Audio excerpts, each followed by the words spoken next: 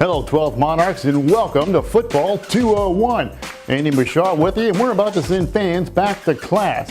What this is going to be a series of short videos that we're going to take a look at some concepts and terminology in football, maybe just a bit above a basic level, hence the 201. So if you ever had a question about a rule or maybe heard a term 1,000 times before but you're not exactly sure what it means, you're in the right spot. Well, we're going to put these together and put one out maybe once a week as we lead up to the season, kind of like a training camp for fans. So, where do we want to start? Well, let's start with the defense. We'll take a look at some basic defensive pass coverages. We'll start with the cover 2. This is a basic defensive coverage that pretty much everybody uses in some form or another out of all of their defensive sets. Here's a basic defensive set, the 4-3. We have our 4 down linemen. We have 3 linebackers behind them. And in the secondary, we have our 2 cornerbacks on the outside, and then deep, our 2 safeties. Basically, in a cover 2, it means that the deepest part of the field is going to be covered by 2 people. Usually, that's going to be the 2 safeties. Essentially, they're splitting the field in half, each taking one side of the field. Now, underneath this, you can run man coverage with your corners and linebackers, or you can run another zone underneath the cover 2. The problem for offenses here is that it's very difficult to throw deep vertically against this because you have a tiny little window underneath the safety zone and behind the corner zone to fit a ball into. The telltale sign of this coverage before the snap is usually the safeties aren't going to be too close to the line of scrimmage, and then after the snap, they will sort of drift away from each other back to their respective halves of the field. Now let's look at a cover 3.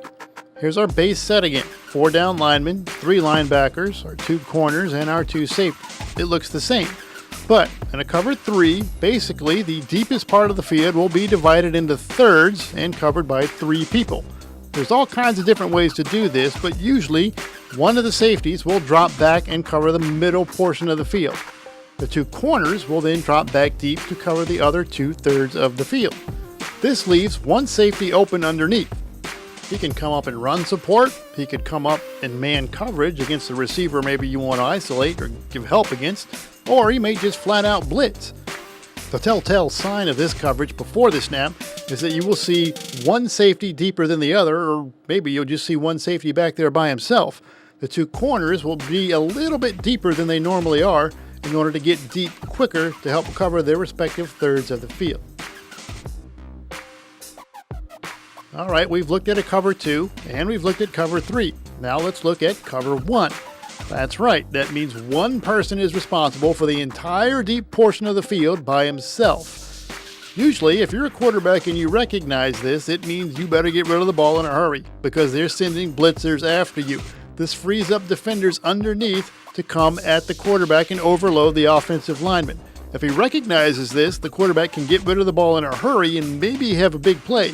If he doesn't recognize it, it's probably going to hurt when he gets hit hard.